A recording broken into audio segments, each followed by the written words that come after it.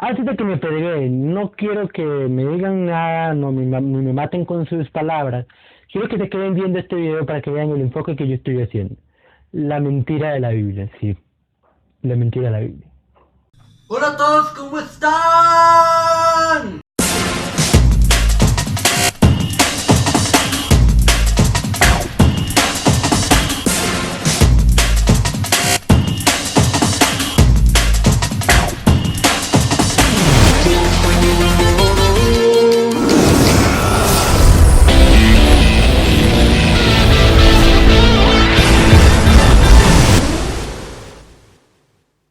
Es la Biblia uno de los libros más importantes que nosotros conocemos, tan comprendida y confusa para otros también, comprendida para muchos, confusa para otros. Pero ¿qué nos dice la Biblia? Bueno, la Biblia tiene 66 libros dentro del canon bíblico correcto o canon bíblico constituido, que aunque hay Biblias que tienen los libros deuterocanónicos que sí son aprobados, pero por dentro de la Iglesia Católica Romana. ¿Qué más de la Biblia? Bueno, 66 libros, más de 40 autores, en un lapso de tiempo de 1600 años, alrededor de unas 60 generaciones o más. ¿Qué voy yo con esto? La Biblia fue escrita antes por materiales que literalmente se echaban a perder, el papiro, cuero, pieles, madera, todos estos se echaban a perder muy fácilmente, no era tan resistible que digamos. Entonces toda esta historia de la Biblia, muchos de los emperadores, de los gobiernos, imperios, reinos, querían destruir completamente la Biblia porque era un libro peligroso. Muchos de esos emperadores decían la Biblia, un libro peligroso. Un libro común y corriente, tal como lo conocemos usted y yo. Pero era un libro peligroso para ellos. ¿Por qué? Porque ese libro quitaba toda percepción, quitaba toda filosofía política, humanista, social del gobierno. Entonces por eso querían eliminar, erradicar completamente la Biblia. La historia de la Biblia comenzó en el siglo III.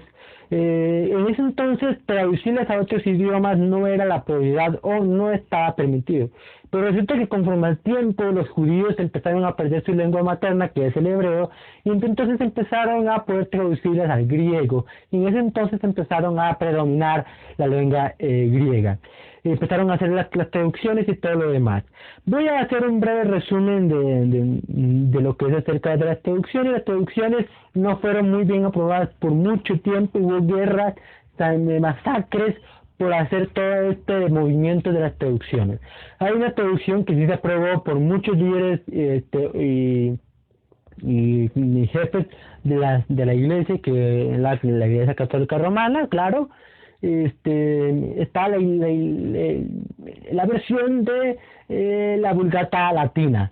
Esta era de Jerónimo, y el Jerónimo lo hizo más que todo con el propósito de que todo el pueblo, cualquier persona del pueblo, de cualquier estatus social, pudiera leerla, comprenderla. Por eso lo hizo, y por eso fue aprobada fácilmente.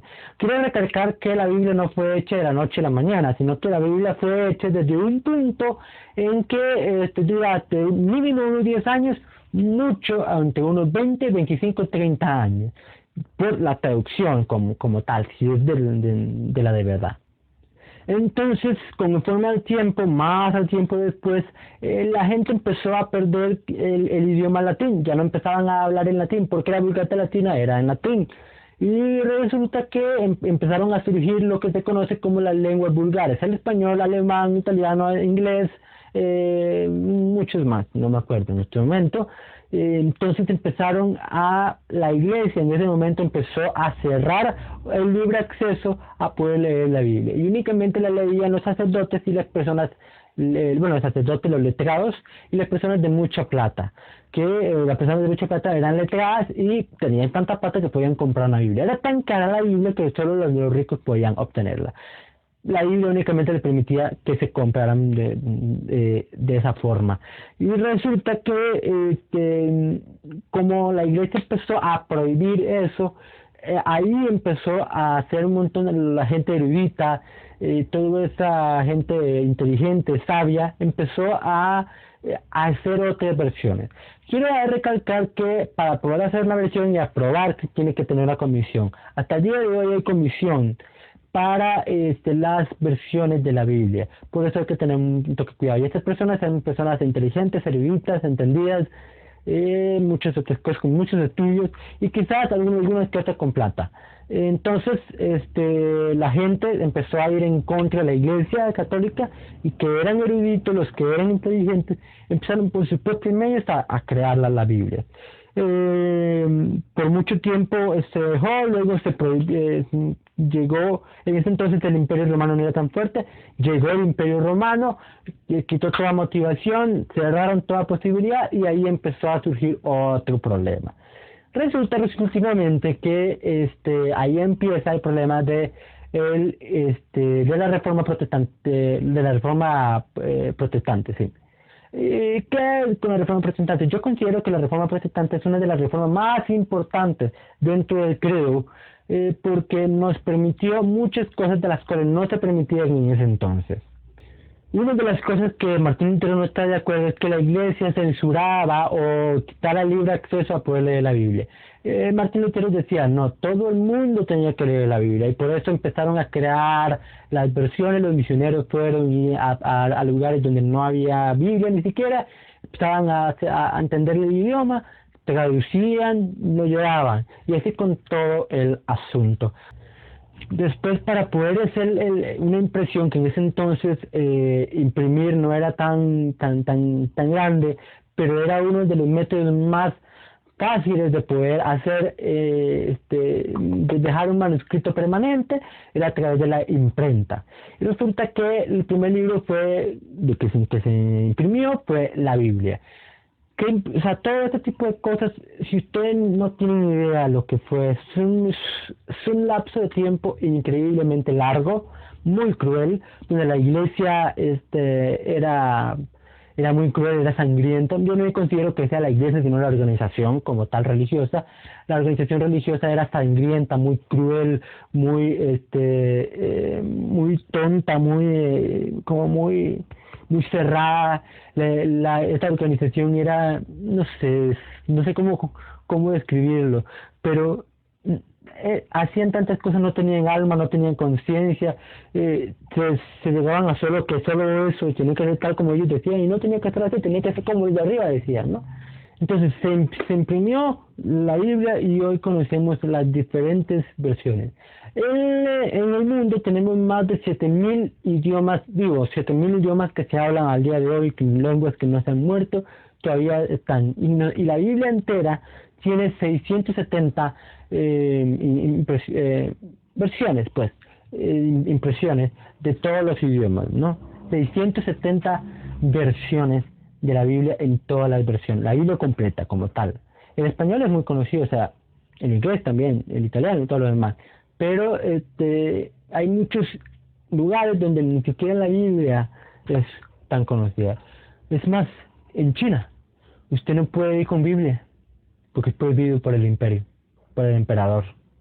Los matan por tener una Biblia. Hoy es normal. Allá, en otros lugares, en Irán, en China, en todos esos lugares, está prohibido. Te matan por eso. Y bueno, entonces, ¿cuál es el propósito de la Biblia? ¿Qué tiene de wow? Mucha gente murió por ella, por hacer que todos leyeran la Biblia. Muchos murieron para que la Biblia fuese fuerte. Muchos dijeron, la Biblia no va para ningún lado, no va a servir en unos años, se va a quedar obsoleto. Y hoy tiene vigencia, más vigencia que nunca. Entonces nada más quiero recalcar ese tipo de cosas. Entonces, tema, ¿dónde está la mentira?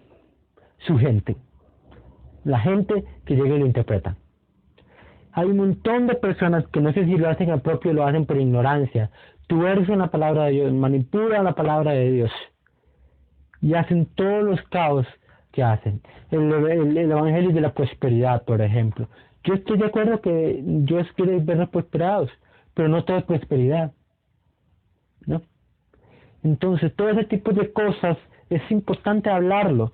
Muchos de los predicadores interpretaban la Biblia a su propio beneficio, porque querían ganar o porque querían ganar. Lavarles el cerebro, lo saca de la plata. Muchos se lo han hecho. Y lastimosamente esa es la realidad. Pero la Biblia entera, en sí, la Biblia, el libro, la enciclopedia, es verídica, es real, no tiene mentiras, no tiene contradicciones, no tiene nada de eso, créanme. Yo estoy estudiando en teología, entonces no tiene nada de eso.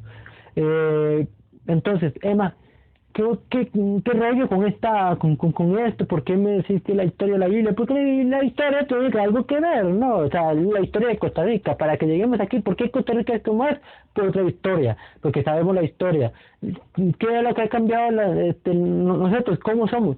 ¿Qué tan diferentes somos? La comparación del antes y después, por eso la Biblia, la comparación del antes y del después. ¿Por qué se lleva la Biblia? ¿Por qué es que surge la Biblia? Y resulta que la pregunta sería, entonces, ¿cuál es la mentira surgente? Sí. Y ahora, entonces, ¿cómo vamos a leer la Biblia si no sabemos cómo interpretarla? Fácil, hay una rama de la teología que se llama hermenéutica. Si todos quieren saber, les recomiendo que vayan a un curso de teología. Está muy bueno, no les quita mucho tiempo y aprenden más de Dios. Pero hay una rama que se llama hermenéutica, que estudia, que la rama de esa hermenéutica estudia la interpretación correcta de las escrituras bíblicas. Entonces, así es el nombre técnico, ¿no? La interpretación de la Biblia, pues.